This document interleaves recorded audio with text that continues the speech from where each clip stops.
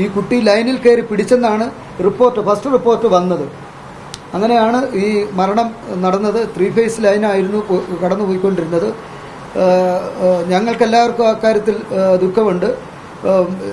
എല്ലാവരും വലിയ വിഷമത്തോടു കൂടിയാണ് ഞങ്ങൾ ഈ ചടങ്ങിലെല്ലാം പങ്കെടുത്തുകൊണ്ടിരിക്കുന്നത്. സുരക്ഷാ വീഴ്ച ഇല്ലെന്ന് എങ്ങനെ ഉറപ്പിച്ച് പറയാൻ കഴിയും? കാര്യം ഒരു സ്കൂൾ അധ്യയന വർഷം തുടങ്ങുമ്പോൾ കൊടുക്കുന്ന ഒരു പെർഫോമൻസ് അതിനകത്ത് 26ാമത്തെ ചോദ്യമായിട്ട് കൃത്യമായിട്ട് ഇക്കാര്യം പറഞ്ഞിട്ടുണ്ട്. സ്കൂളിന് മുകളിലൂടെ കുട്ടികൾക്ക് അപകടമുണ്ടാക്കുന്ന രീതിയിൽ വൈദ്യുതി ലൈനോ സ്റ്റേ ലൈനോ കടന്നു പോയിട്ടുണ്ടോ എന്നുള്ളൊരു ചോദ്യമുണ്ട്. അതിനകത്ത് എന്ത് മറുപടിയാണ് കൊടുത്തത്? ഒരു കുഞ്ഞിന്റെ ജീവൻ വെറുതെ അങ്ങ് പറഞ്ഞാൽ മതിയോ? അത് MLA കണ്ടതല്ലേ? അത് എങ്ങനെയാണ് വൈദ്യുതി കമ്പനി? അല്ല, അതിനകത്ത് ഈ കമ്മിറ്റിക്കാണല്ലോ അതിന്റെ ഒരു റിപ്പോർട്ടിംഗ് ചെയ്യാൻ കഴിയും. കൊടുക്കുന്ന ഒരു ഇതുണ്ട്. ചെക്ക് ലിസ്റ്റിൽ 26 അതിനകത്ത് ആ ചോദ്യം വേണം ഞാൻ പൂർണ്ണമായിട്ട് അങ്ങേക്ക് വേണ്ടി വായിച്ചതാണ്. അപ്പൊ അതിനെന്ത് മറുപടിയാണ് കൊടുത്തത്? പിന്നെ എങ്ങനെ സുരക്ഷാ വീഴ്ചയില്ലെന്ന് പറയാനായിട്ട് സാധിക്കും? ഒരു 13 വയസ്സുകാരുടെ ജീവൻ പോയിട്ട് സുരക്ഷാ വീഴ്ചയിലെന്ന് പറഞ്ഞു കഴിഞ്ഞാൽ അവിടെ ഒരു 3 വയസ്സുള്ള ഒരു കുട്ടി കയറി കഴിഞ്ഞാൽ അത് തട്ടില്ലേ? കുട്ടികൾ എന്ത് ചെയ്യുന്നുള്ള പ്രഡിക്ട് ചെയ്യാൻ പറ്റുമോ? രാവിലെ കുട്ടികൾ കളിക്കുന്ന സമയത്ത് ടീച്ചേഴ്സിന്റെ പ്രസൻസ് അവിടെ ഉണ്ടായിരുന്നോ?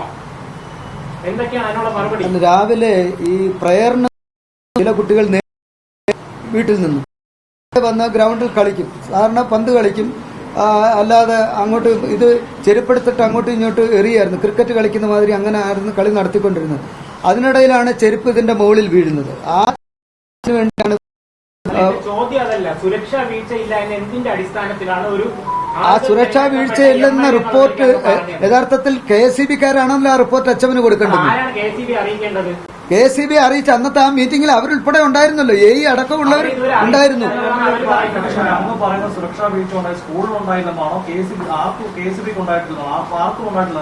സ്കൂളിന് ഒരു സുരക്ഷാ വീഴ്ച ഉണ്ടായിട്ടില്ല. സ്കൂളിന്റെ പ്രിക്കോഷൻസ് അനുസരിച്ച് അവര് അധ്യയനം നടത്തുകയല്ലേ.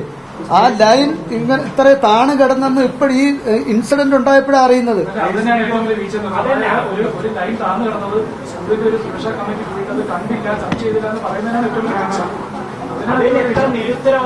കുഞ്ഞിന്റെ ജീവൻ പോയി കഴിഞ്ഞിട്ട് സുരക്ഷാ വീഴ്ചയല്ല ഉത്തരവാദിത്തപ്പെട്ട അങ്ങേ പോലെ ഒരാള് എവിടെങ്കിലും വീഴ്ചയോ പോരായ്മയോ ഉണ്ടെങ്കിൽ പുനഃപരിശോധിക്കും. ആവശ്യമായിട്ടുള്ള നടപടി സ്വീകരിക്കും. ഇനി പുനഃപരിശോധിച്ചു കഴിഞ്ഞാൽ അല്ല, ഒരു ജീവൻ നഷ്ടപ്പെട്ടു പോയി. ഇനി കേരളത്തിൽ അങ്ങ് ചെയ്തോ ചോദിച്ചോ.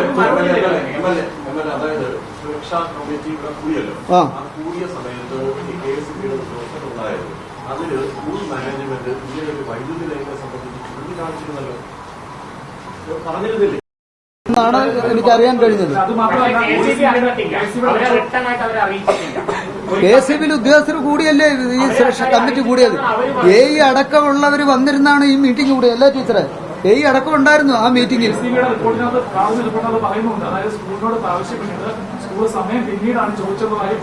അല്ല, ഞാൻ അതറിഞ്ഞില്ല. ഞാൻ അറിയാത്ത കാര്യം കയറി ആൻസർ ചെയ്യുന്നത് ശരിയല്ല.